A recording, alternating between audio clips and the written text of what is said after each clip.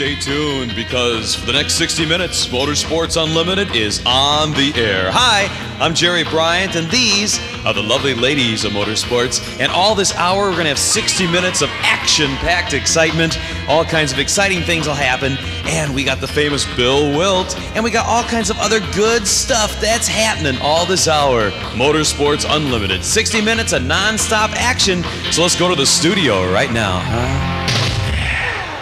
Thanks, Jerry, and hi, everybody. Welcome to the studio headquarters of Chicagoland's most watched, most talked about Access television series. I'm Patty Borwitz, and this is the 1336th edition of Motorsports Unlimited. Today we're taking you to a very special place in Chicagoland. So special, we're not going to tell you what it is until we get there.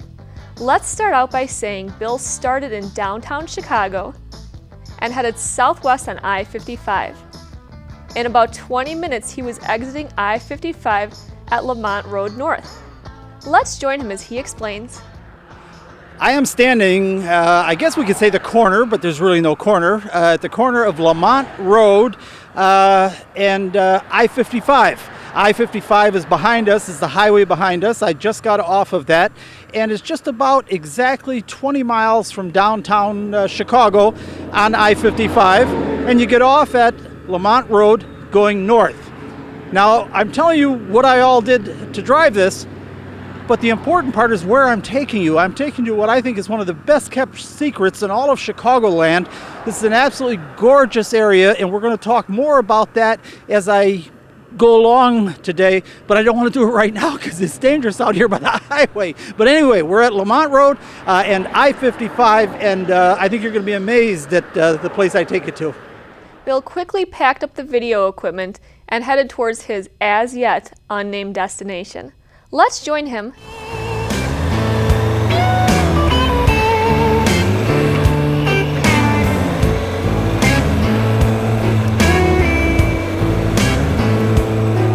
Let's speed this up a little because we have a lot to show you in only an hour program. We're going to turn right at 87th Street, the second stoplight.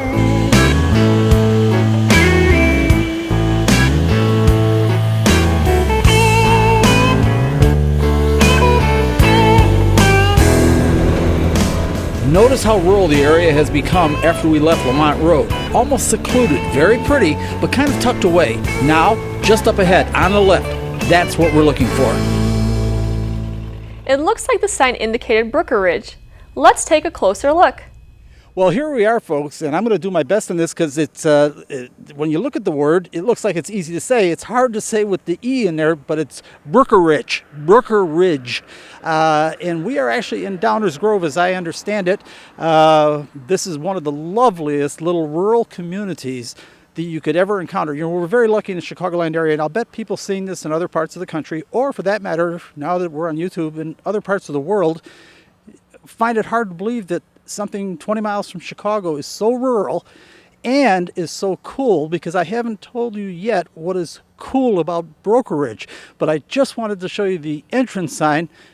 Hopefully the next thing I'll show you will give you an idea of why I'm so excited about the program we're doing today. Okay, Bill's piqued my interest.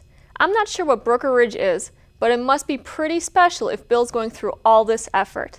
There are many pretty suburbs in the Chicago area, but this one must be extra special. Let's continue.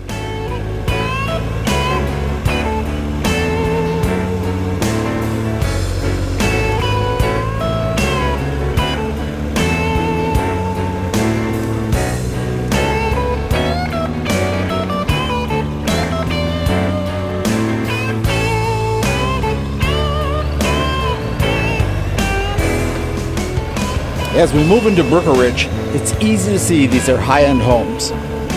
Some could certainly be called mansions from my perspective.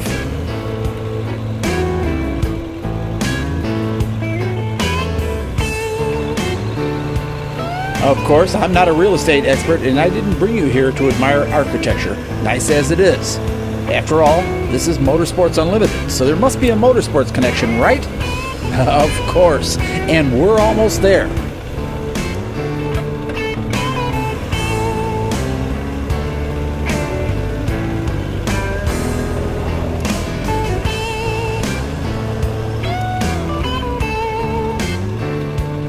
I'll just pull in front of this drop-dead gorgeous home and finish the tease. Certainly a pretty area, but there must be more to it to attract the Motorsports Unlimited production team. Well, as you can see, folks, Brookeridge, if I'm saying it right, and I sure hope I am, but Brookeridge is a absolutely lovely, lovely community. And in the Chicagoland area, we have many beautiful places to live, and Brookeridge is just one of them. But there's something very, very special about Brookeridge, and it's the reason Motorsports Unlimited is out here today, and you're about to find out what I'm talking about in a couple of minutes. It's going to be less than a couple of minutes, because all Bill had to do was walk behind the house he was standing in front of, and look what was there. Well, here's the surprise. Guess what was on the other side of all those beautiful homes that you just saw? A complete private, I believe private, and I'm going to be corrected, and that's okay, that's why I have guests, private landing strip with all of these lovely homes surrounding the landing strip. And as I understand it, each of these homes has at least one hangar attached to it. First of all, and I'm sorry I've got him so far away from the camera, I know you'd like to see his pretty face, but I wanted to get these airplanes in the shot. Tell the folks who you are, Ben. I'm Ben Sayer from Weimer Machine. That's right. And as a matter of fact, we just had you on the program for the incredibly successful Berwyn Route 66 car show. Once again, congratulations. Thank you very much. What an achievement. The thousands of people that they think it's unbelievable. It was a big day, so everybody, welcome to the aviation world now. That's right. We're switching gears here because what you don't know is that I can fly an airplane. And I soloed. I have a picture of it, my solo certificate that I got. You probably don't remember Mitchell Field. You're probably too young. Correct. I'm not in, no, I don't know Mitchell Field. Okay, well, it was the old Mitchell Field, and I've got 10 hours of solo time in a Piper Colt, if you remember those. I remember a Piper Colt, yes. Okay, it's a tri-school gear single-engine aircraft? Mm-hmm. Okay, so you probably didn't know that about me. No, I didn't. I didn't know you were, but I know you're into airplanes, but I didn't even know that you were flying. Oh, yes, and I'm still kicking myself. The yellow aircraft behind us, I believe, is an AT-6 Texan. Correct, it is. Okay, when I was taking flying lessons, I almost bought one of those for $1,500. Now, they were regularly seen in this magazine called Planes and something. It was like classified. It might be still around. I don't know. Trade-a-plane? Yeah, Trade-a-Plane. Yeah, Trade-a-plane. Is that still around? Correct. Trade-a-plane is still there. Well, you regularly see them for between $1,800 and $2,500, but $1,500 was really a bargain. And I was really tempted, and then the guys at work saying, Bill, you know the kind of fuel consumption that thing has, and you know that's a noisy airplane for pleasure flying, that big radial engine. That was really for training fighter pilots and all that. But the airplane looked so cool to me, and I thought about it. I couldn't believe it. A few months ago, I was up at the, what is that airport, Schaumburg Airport, and Schaumburg, Pilot Pete's. Pilot Pete's at Schaumburg, correct? Yes, and I see an ad up there. Somebody is selling an AT-6 Texan for over $150,000. I couldn't believe it. And some of them even more. I mean, really? It depends on their condition. You know, like any antique or whatever, condition is everything.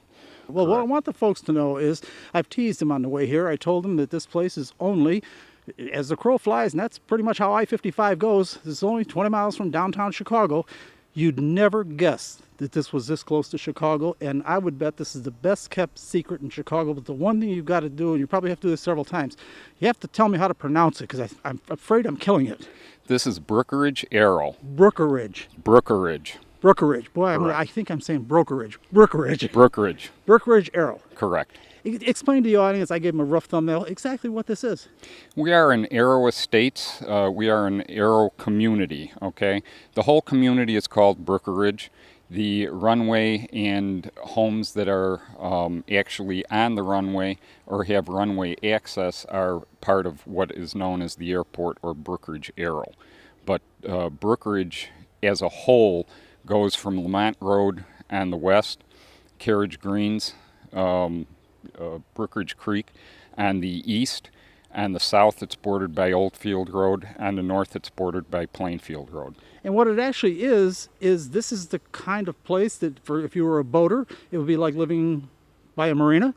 If you're a pilot, this is like, you know, you've got your toys and a way to use your toys in a practical way right out of your home. Correct. As an aviation community, it's all about airplanes.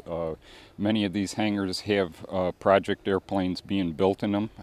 There are even homes off of the runway that people are building airplanes in their garage, okay? And then maybe they'll make a transition to a runway home later on.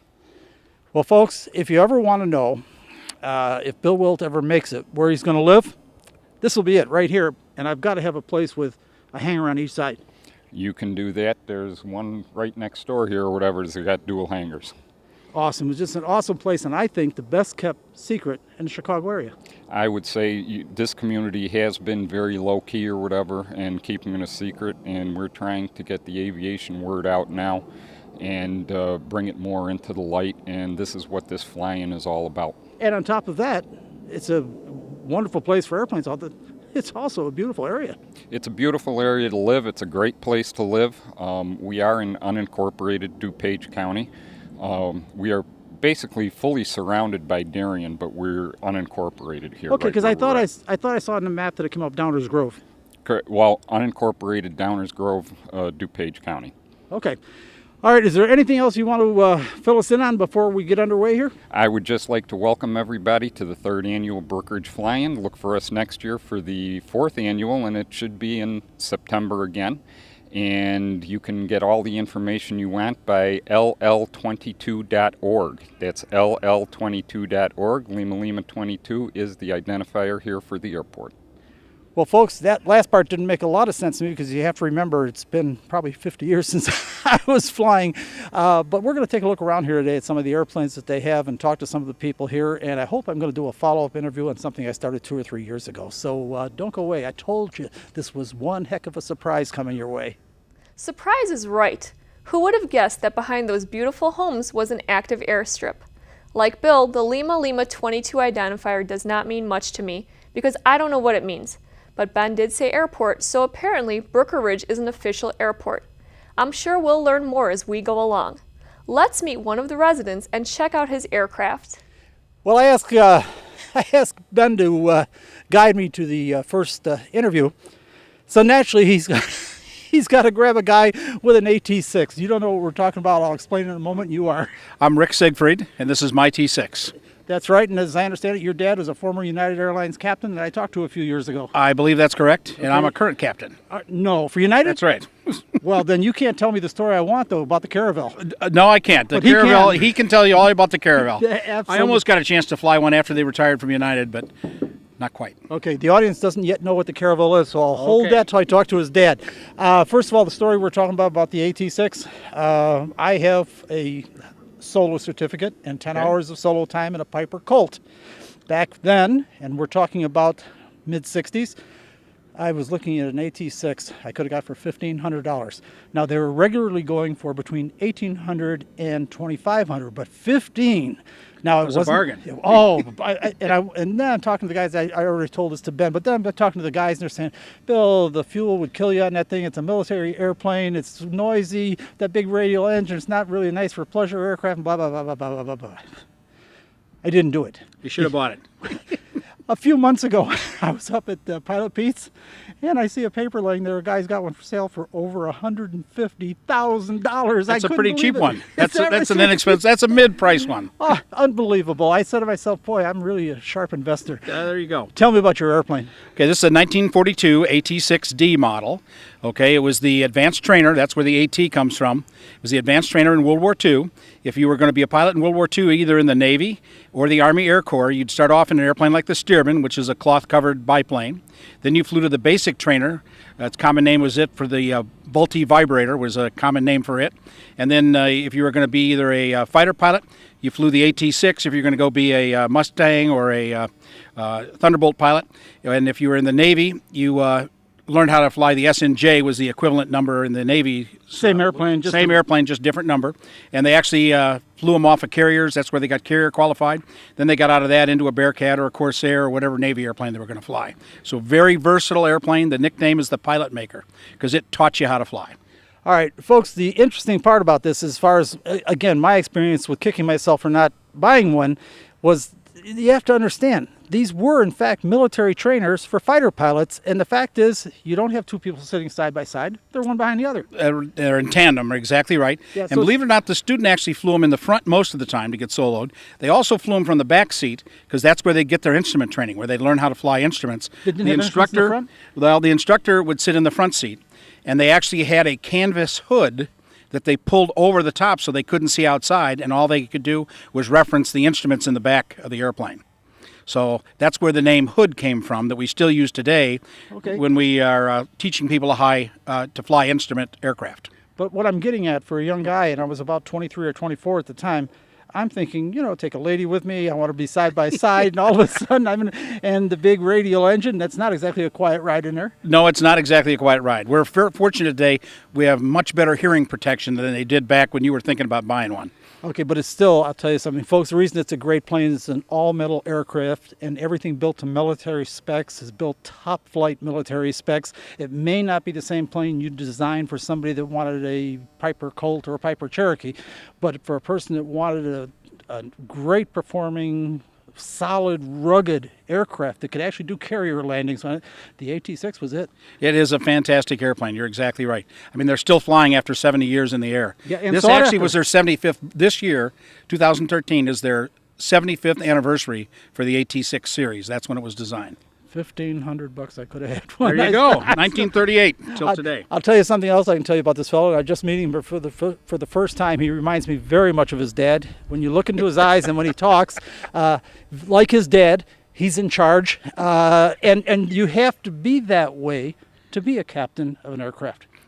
Correct. Yeah. And We take charge. There's and no I doubt can, about I it. can see that you love flying, or you wouldn't have this. That's correct. There's lots of pilots that fly for commercial airlines that don't get involved in things like this. They don't fly at You all. have to love flying because this you have to fly.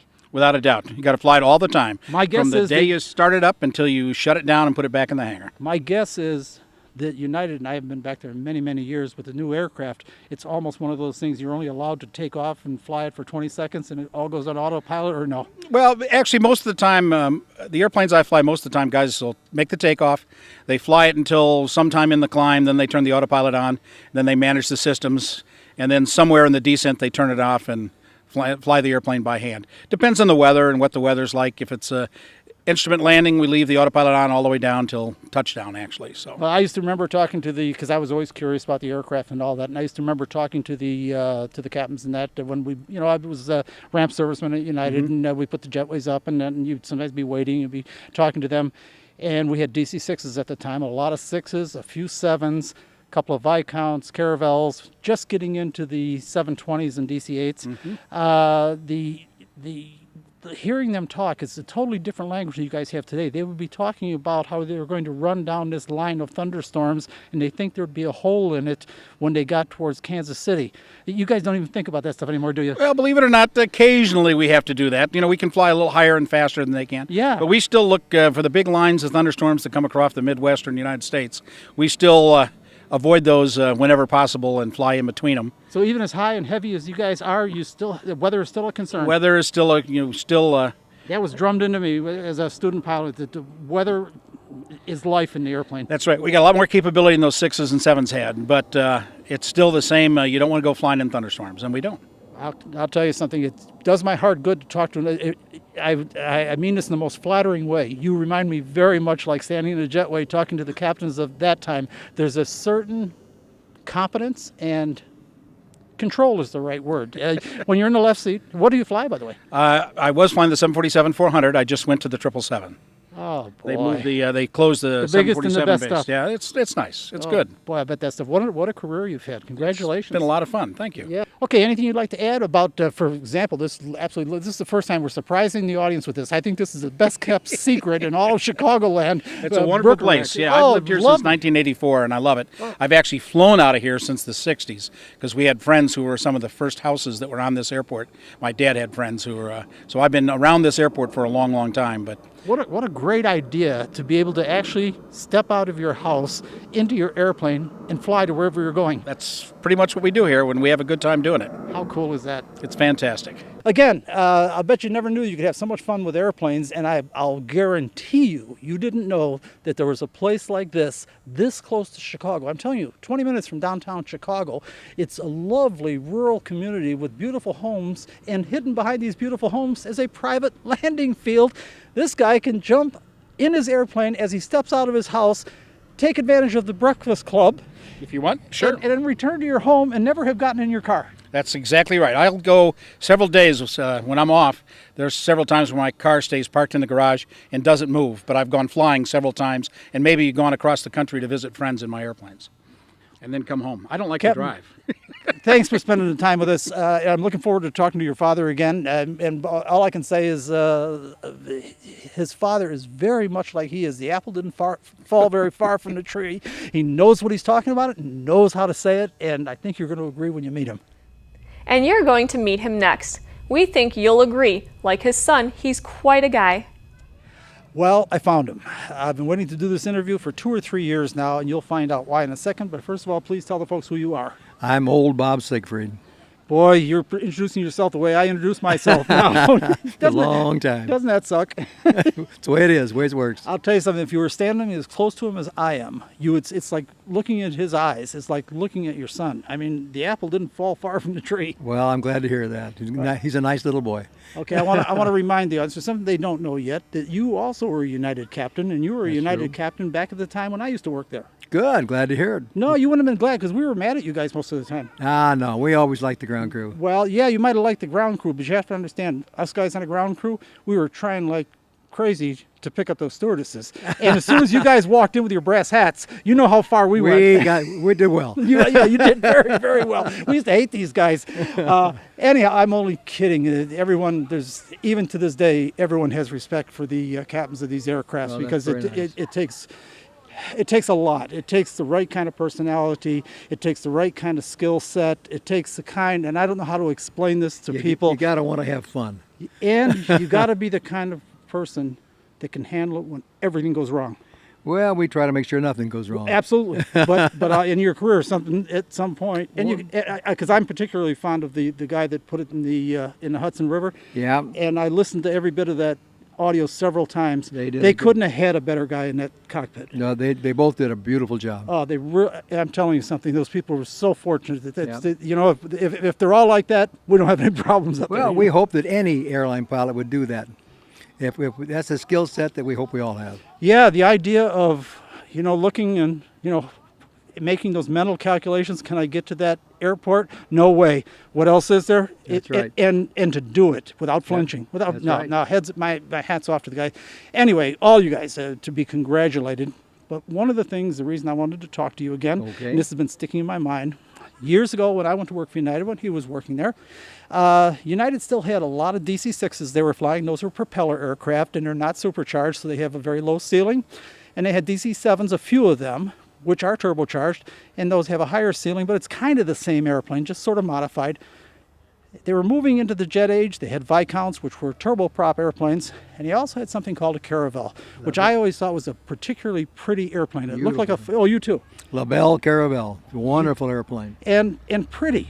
It looked like a fighter plane, but it was a commercial jet. Yeah, just good lines, just a nice airplane. Nice airplane, not exactly a practical airplane for commercial use.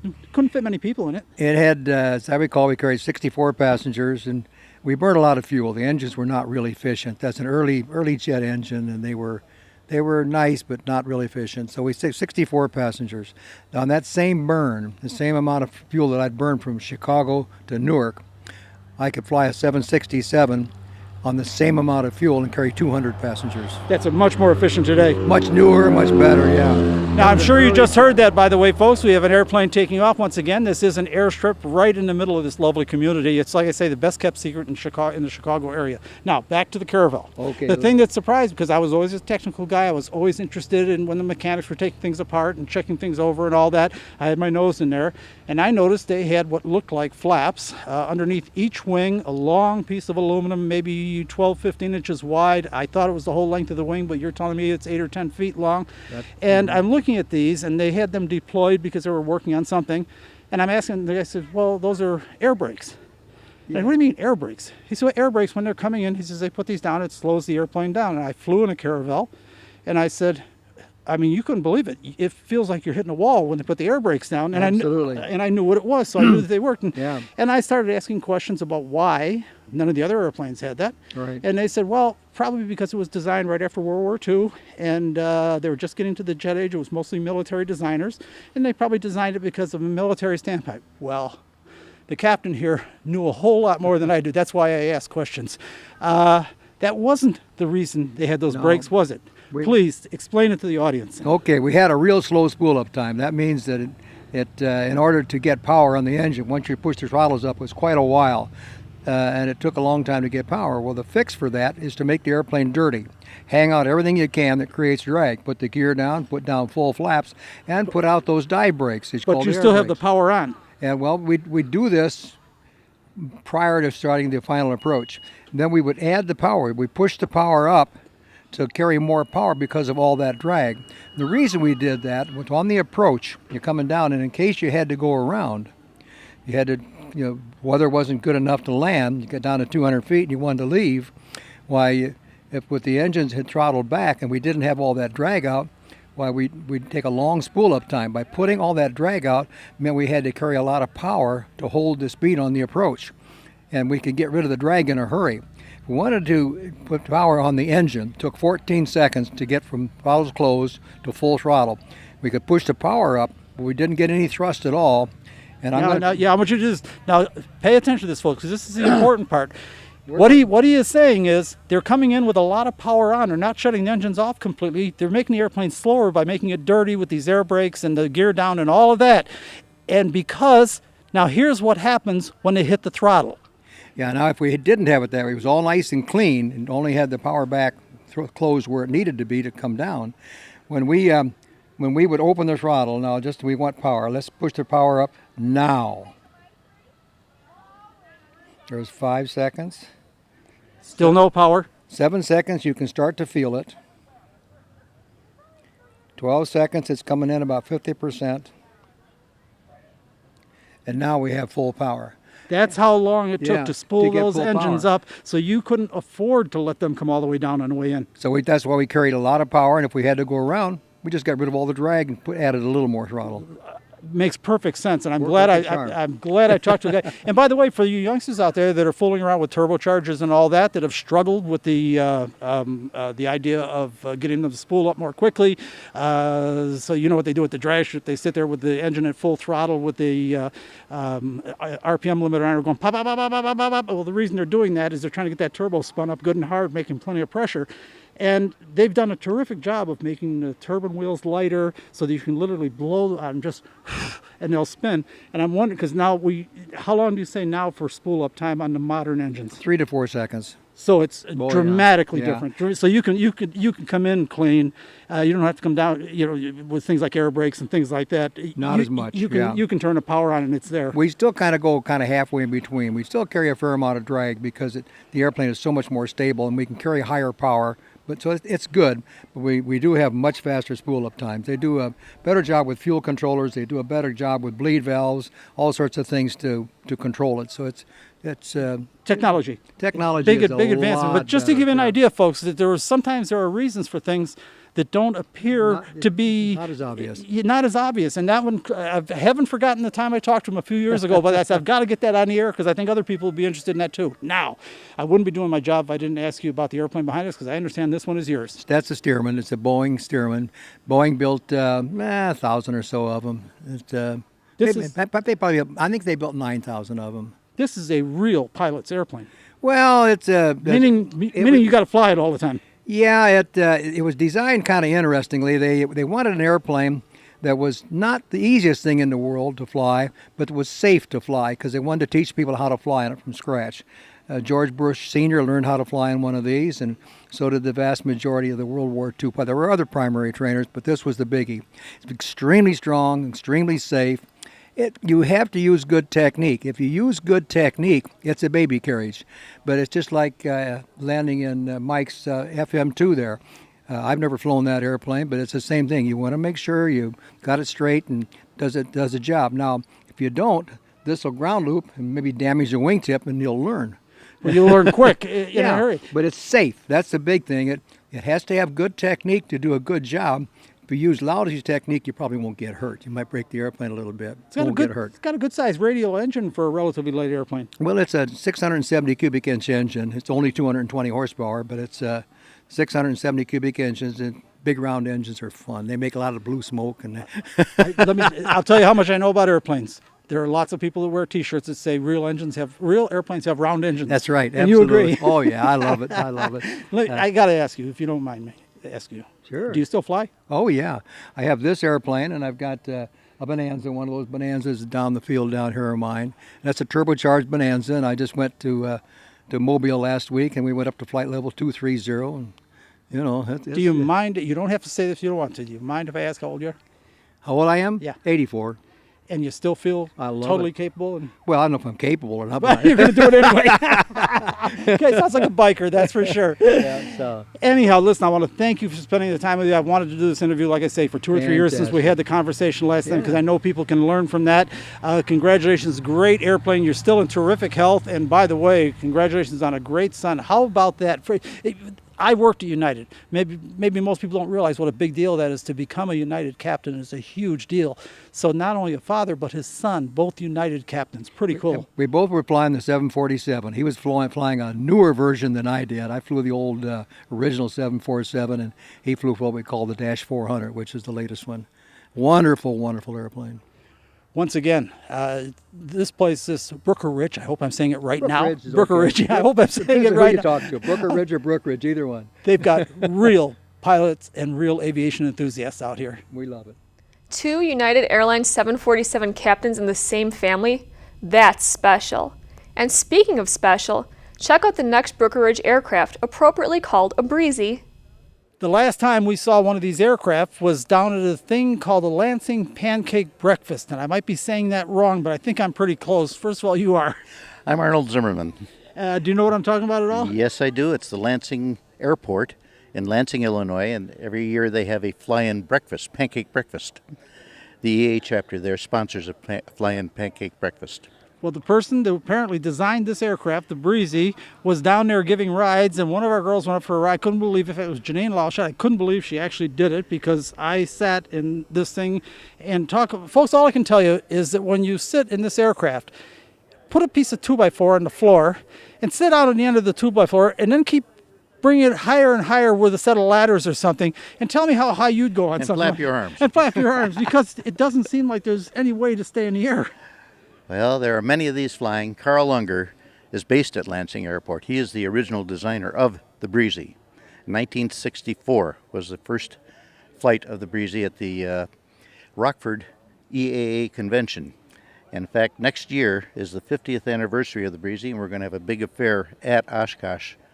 Now, many people would look at this and say right away that it's an ultralight, and I want to dismiss that right off the bat. To be an ultralight has very specific parameters. It has to weigh less than 240 pounds unless the rules have changed. And if they've changed, they've only changed slightly. 240 pounds, it can't fly faster than 40 miles an hour. So literally, it's just barely a flyable thing. This aircraft actually flies at speed. 75 miles an hour. And it weighs 840 pounds. 840, so it's a real aircraft. Gross weight is 1,400 pounds on this one. So you can really pull some payload on it. I can take 2 passengers, 2 lightweight passengers in the rear, and myself, and still. And I won't be one of them, by the way. No, this airplane, this is my second Breezy. The first one I bought in 1976. I flew that for 20 years and then decided it's time to start building another one. And this one I built with a lot of help. And its first flight was September 13th of 98. So that's 15 years ago. So you built these from plans or from a kit? From plans. From no plans? Kit. From plans. And the wings are Piper Cub. I take it back. The wings on this airplane are Citabria wings from an Aranca Citabria. And the tail feathers are Piper Cub. It's a Lycoming engine, aircraft engine, and steel tubing body. Do you do this kind of work for a living? No. No. Well, I thought you had to be an A&P, licensed A&P mechanic to build an aircraft, or no? Well, I do have the rating to build this airplane, to work and do anything I want on this airplane. Okay. I do have the mechanics rating for this airplane, but I am not an A&P. So they have a special category for that? For As- experimental aircraft? For experimental airplane, as long as you built it, you can have the certificate to work on this particular airplane. I can't work on other airplanes. I get it. But I can work on this airplane. I do anything I want on this. And what provoked your interest in a Breezy? Well, I've been flying for 58 years, and about, 76, I decided I wanted to fly a Breezy. And I found one for sale in Lancaster, Pennsylvania. Brought it back here, Labor Day of 76. I've been flying them ever since. Well, I'll tell you something. You did a great job on these things. I'm interested in how this captured you obviously flew things before this, but to want to sit out in the, I mean, are you a daredevil? Folks, like I say, keep in mind, when you're sitting in the Breezy, just stay put. When you're sitting in the Breezy, you're sitting here. Now, you can't see the engine, that's behind you. You can't see the wing, that's behind you. You are literally sitting out here on a stick, looking thousands of feet down. Am I right? No. Go ahead. I'm afraid of heights. Yeah, you're afraid. The highest I go is 1,000 feet. Oh at the yeah, most. like that would make a difference. 1,000 or 3,000, that'd make a big difference. Anyhow, is there No, anything you are else? sitting out here in front. You have no reference. At least if you're flying from the back seat, you have my shoulders as a reference. So it is a little I'm different. not doing it. It's not going to happen.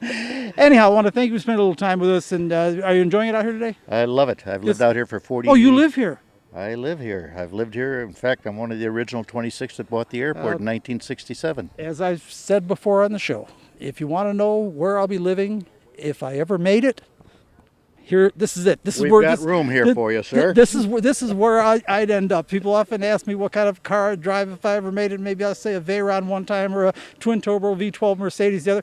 Well, if you want to know where I'd live, right here. This is it. Good. We'll get you flying again. Now we've got to get some old business taken care of. Sweetheart, if you can come on in here for a second. We've got a young woman that said that she wanted to go on camera and say something. So if you would, come right in here and turn towards the camera. And I want you to first tell them who you are. Hi, I'm Teresa Matuzak. What I would like you to do is look at our camera, and I want you to say, "Don't go away, folks. We'll be right back." Don't go away, folks. We'll be right back. How cute is Teresa? She wasn't even a little bit afraid of the camera, and probably would have been glad to take over for Bill. Speaking of Bill, look what he found next. I'll tell you something, folks. Just like going to the car shows or to the boat shows or the snowmobile shows, going to the aviation shows. Now, I'm not sure if it's fair to call this an aviation show. This is a fly-in where they all fly in and meet and gather and show off their airplanes and all that. And I guess the name fly-in would be more appropriate. But the same thing applies to all of them. They're an education. Boy, can you learn when you're here. And I'd like to think I know a little something about airplanes. This one is a new one on me. First of all, you are. Mike Kanega. And where are you from, Mike? Downers Grove, this Airpark right here. Okay. Oh, you live right here? Yes. So you're one of those guys that can climb out of your bed, into your airplane, take off, go someplace, come back, and never get in your car. That's true. Have you done that? I have. How cool is that? It is. It's a dream. Yeah, I'm telling you, I'm going to live here one day. You'll see. Everybody else will move out because I moved in. Tell me about your airplane. What do we have here? It's a 1948 Cessna 195. And it has a R755 engine. That's a 755 cubic inch engine. R meaning radial engine as opposed to opposed engine. And it has it's a tailwheel airplane. So the third wheel is in the back as opposed to the front. So you're one of those guys that says real airplanes have round engines. That's correct. And the third wheel in the back. And you want a tail dragger too? Absolutely. Okay, the thing that strikes me about this aircraft when I looked at it, I says, this looks more like kind of like a commercial airplane. And the first thing you always ask is, what about cruising speed and everything? And I expect it to be somewhere around 200 miles an hour or so, because even like a DC-6 would cruise at, say, 245 or so, something like that. And you surprised me. What is the cruising speed?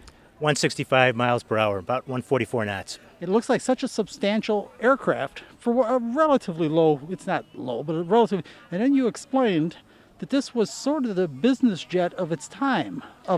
Do I have it? If I don't have it right, please, you're the expert. No, that's true. It's a business liner, and it was marketed to businesses after World War II. They built these from 1947 to 54, and this plane was first owned by the Findlay Oil Company in Findlay, Ohio, and that was a typical market customer for Cessna at that time. So they would be used by businesses to fly to different parts of the country and look over different interests and things of that nature, much the way we do with a Learjet today, something like that? Absolutely. And at that time, the fields were grass fields. They didn't have as many paved runways and so forth. So this was an ideal plane for that. It could easily get into a short grass field most anywhere.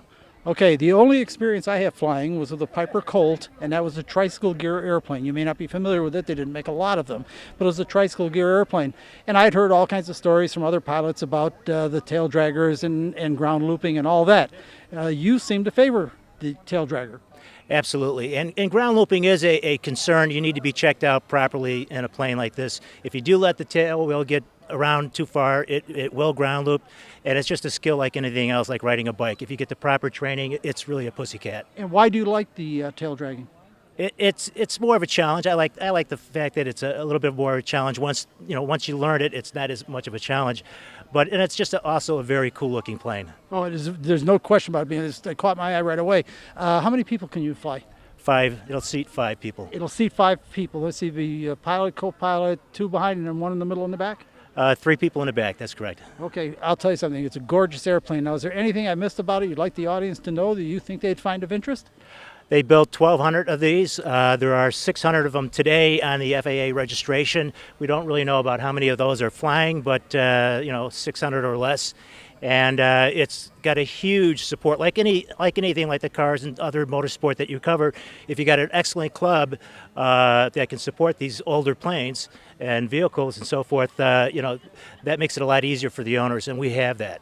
I will tell you something, and we've talked about this on Motorsports Unlimited before. I don't care if you're doing cars or motorcycles or airplanes. The clubs are absolutely the best places in the world to go for parts, information. How do you do this? Where do you get this? Where do you get that? And apparently you're saying the same thing with the airplanes. Absolutely. We do have, can I put a plug for one of our clubs? Go right ahead. Websites? It's Cessna195.org is one, and that will lead you to a vast amount of resources for these planes. Okay, that's great. Well, listen, thanks for spending a little time with us. Folks, take a look. If this were 1948, this would be the latest state-of-the-art Learjet for business.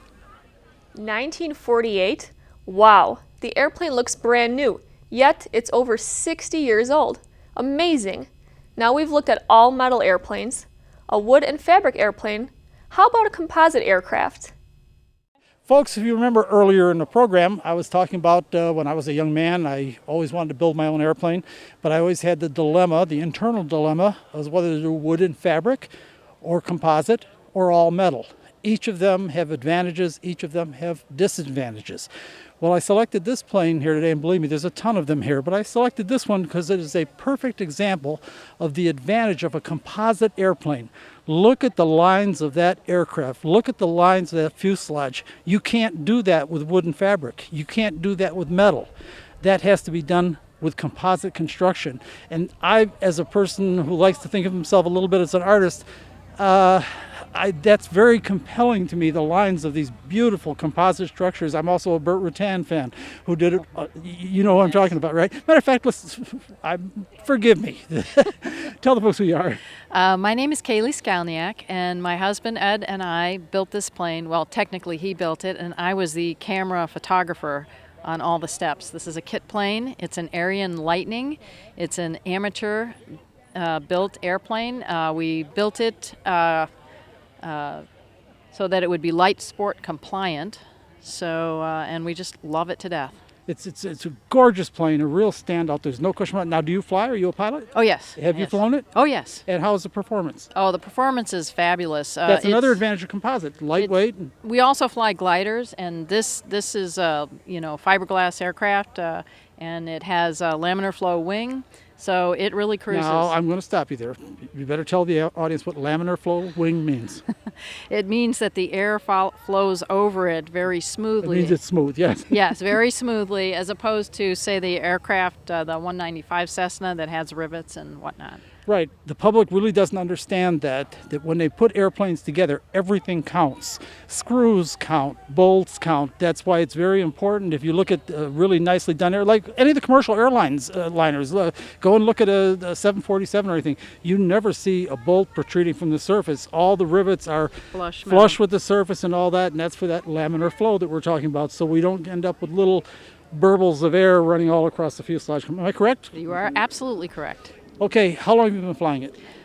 We just finished building it about a year ago, so it's got about 70 hours on it now. Can you help me with my comparison?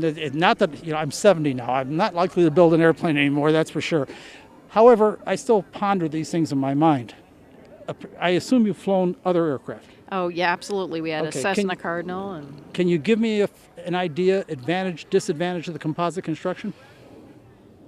Other than pretty. It's beautiful. It's gorgeous. There's no doubt. There's no argument from me. Well, actually, it's much easier to wax. Okay, that's what I like about my Corvette. Yeah. And as far as the composite, as far as flight characteristics, it flies more like a glider. It's not as heavy. This is a lighter aircraft. It only weighs about 850 pounds or so, as opposed to a 1,600-pound Cessna. So what kind of power have you got in here? This has got a 120-horse, 6-cylinder Jabiru engine. Was that from Japan? No, actually, it's from Australia. Okay, I'm not familiar with that, but I am curious about the performance. What kind of top speed? Top speed's the wrong word. Well, cruising speed. What do you depend on? We cruise at 120 knots at 3/4 power and burn anywhere, depending on your altitude, 3.8 to 5 gallons an hour. She's not being wishy-washy in this, folks. This is harder to explain than you might think, because it's not like an automobile at 60 miles an hour. The performance changes radically as the speed goes up because of whether the airplane is really clean and all that. And it's liable to, at 3/4 throttle, it's liable, let's say it'll run 150 miles an hour at 3/4 throttle. At full throttle, it might only go 155, because it's not the same as that 60 miles an hour and you give it full throttle. Although full throttle, this airplane can go much faster. Oh, really? About a 145. It'll pick up a lot of speed? Oh, yeah, okay. Absolutely. Well, I'll tell you something. It's a beautiful airplane. Degree of difficulty construction? It was a kit, so... Now, did you use vacuum bagging, or was that part all done? That part was done. Actually, it's surprisingly more difficult to put together because you have to line everything this way, and that way. So actually getting the ailerons on, the flaps on straight, the empennage or the tail of the aircraft, it took a week to do just that, just to get everything correctly aligned. I keep trying for an answer here. Oh, let me do it one other way. If you had it to do again, would you do it? Absolutely. Okay, that's absolutely. So it you is like so much fun. You like the composite construction? Yes, I do. All right. Anything we've missed? Come out and fly. What, do you live around here too? Yes, that's our house over there. What a way to live! First of all, it's a beautiful, lovely paradise. It is. It's a beautiful, lovely neighborhood of beautiful, fine homes. And surprise, surprise, when you go behind the homes, there's a landing strip and airplanes all over the place and enthusiasts all around you. For me, it's like heaven, like she said. It's heaven. I don't know if you've been checking out the homes in the background, but it's really interesting that no two are alike. They're all beautiful, but they're all different. Now, if you're an aviation enthusiast, the next one is for you, because there is no such thing as an aircraft enthusiast who doesn't thrill to the word Warbird. I have a guy here who really, really means real airplanes have round engines. First of all, let's meet him. You are? Mike Gillen. And where are you from, Mike? Right here in Brookeridge. This is my now, house. I want you to say it again. Brookeridge. Okay, because I've heard a lot of different pronunciations. It's not just me that's stumbling around. No. It's Brookeridge. Right. Brookeridge. Somehow it's hard to say. Yeah, I know. For me it is. Anyway, and this is your house. I can see you've got your own hangar. I'm eating my heart out. Yep. And you have a absolutely kick-butt airplane. This is, for those of you, any of you that have watched any World War II movie, you've seen one of these in there. Probably, yeah. Yeah, it'd be hard not to, from the carrier shots and all that. Yeah, from the back in the day movies, you would certainly see them. But this wasn't particularly popular for the movies that were made about the war because it's a little bit rare. Well, you're more likely to see Corsairs and Hellcats. Yes, and did these also have a folded wing version for Yeah, aircraft carriers? This does fold. Oh, it actually pulls back and ties off to Oh, the this tail. one does? Oh, yes, sir. Oh, this is one of the ones that they kind of turn up sideways and turn. Oh, Right. okay. Sure, it'd be- So it was a carrier airplane then? Oh, yes, sir. Tell the folks what it is. This is an FM2 Wildcat. It has a Wright 1820-56W engine. It's 1,350 horsepower, 9-cylinder. Okay, this sounds like a very practical thing to convey one person. Yeah, it is. Well, back in the day, it conveyed 6 machine guns and bombs and all that kind of stuff, too. Right. So, Military has a different purpose, Yep. and it's just like I've always told people, think of race cars, whether you're talking about Formula One cars or Indy cars, think of them the same way you do military aircraft. They have a single purpose in mind. They're not supposed to be comfortable. They're not supposed to be pretty. They're supposed to work, and that's what this Exactly. thing is supposed to do. yeah, it is very uncomfortable. It's hot in the summer and cold in the winter. Yeah, and they don't care about that. They don't care. Because the pilots back then were all 18 years old, and you couldn't hurt them anyway. Right. Okay, I've got to ask you, this provokes a question. Why would you want a World War II fighter aircraft? Well, a lot of it has to do with the history. We're my sons and I are history nuts, and we know a lot about World War II. It's very interesting to us. The other part of it is it's just a blast to fly. I mean, it is just an absolute blast. But how the fuel consumption has to be enormous. It's pretty bad. It's about 50 gallons an hour. I mean, you have to want to do this to do it. Yeah. And I really like doing it. Okay, do you fly it much? I try and fly it about once a week. Really? Yeah, well, it's a lot better for the airplane if Oh, you sure. do. We've said it on the show many times. The worst thing you can do to any piece of equipment is not use it. Exactly. And so the cheapest maintenance you can do on these is run fuel through them. It's not just fuel. It's turn the wheels so the wheel bearing grease yeah, rolls no. over and everything else. I fly it. I try and fly it once a week. I don't always make that because of weather and other commitments, but that's my goal is to fly it once a Okay, week. this doesn't seem like a particularly long runway. You've got enough runway for... Oh yeah, this is just enough. It's a little bit short, but I can get in and out of here. What is your stall speed? It's probably in the low 60s. Oh, that's lower than I would have thought. Yeah. Yeah, Okay. and on approach in here I'm about 80. Okay. And then I get even a little bit slower when I'm coming in here. And then most of the time I try and land on the grass here because it helps me slow down. Oh, okay. Can you do there's that? a Can you lot land more- on it? oh, Oh, sure. yeah, A lot more sure. drag. Sure. Yeah. Yeah. And what about performance of the airplane as far as speed? And you can say cruising or top or both. Well, it cruises at about 200 knots. Which would be about 250 miles an hour or something like that? 225 or so. Okay. And then the top speed at altitude is probably 300 miles an hour or something like that. Okay. So, But that doesn't come up too much. right. Well, use a ton of fuel at that rate, too. Exactly. Is there anything we've missed about your aircraft you're proud of, you think the audience would like to know? Well, just the history. I mean, if you look up the Wildcat, and don't forget here in Chicago, Midway Airport, Butch O'Hare, that's all Wildcat. Those are all Wildcat pilots. Yes, sir. Yes, that's something that I think everybody's forgotten. Or like me, I thought it was the same aircraft as a Hellcat, just No. a hopped-up Hellcat. Nope. But you say no, different airplane. Right. Yep.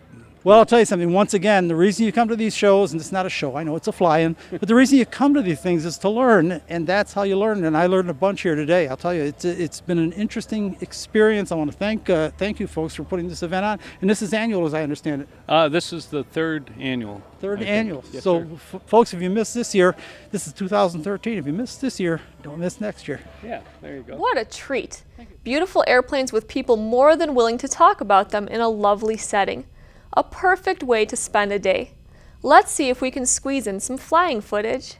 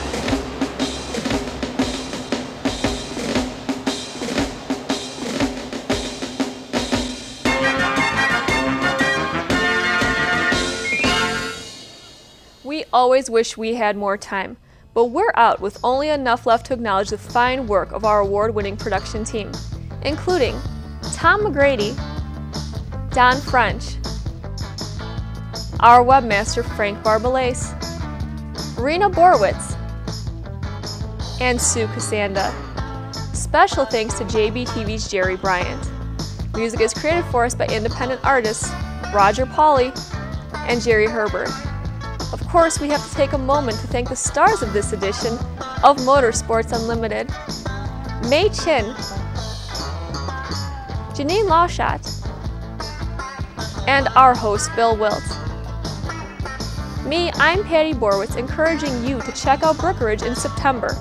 Go online at ll22.org for information and attend this annual event. You'll love it. Thanks for watching. See you next week. This program made possible in part by support from Bridgestone Firestone and your local Bridgestone Firestone tire retailers. This program made possible in part by support from ABC Auto Parts, located on Ashland Avenue at 138th Street in Blue Island, Illinois. Motorsports Unlimited is produced by Bill Wildt, president of the Motorsport Advancement Crusade. This program made possible in part by support from Jimmy's Red Hots, located on Grant Avenue and Pulaski Road in Chicago.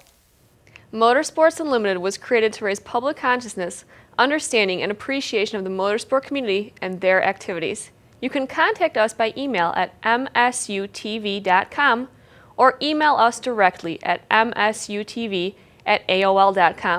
We enjoy hearing from our audience and encourage you to let us know what you think. Now, this is not one of our usual next weeks promoting next week's program. This is a reminder that Motorsports Unlimited is now global on YouTube. Simply subscribe to Bill Wildt Motorsports Unlimited on YouTube and watch us anytime. So that's it, another edition of Motorsports Unlimited and the lovely ladies of motorsports. And be with us next week because we'll have something real exciting. Bill Wildt's going to have the lovely ladies, and just about anything can happen right here on Motorsports Unlimited. Every week at this time, we bring you the best in motorsports. So be seeing ya. Bye-bye. And keep on rocking.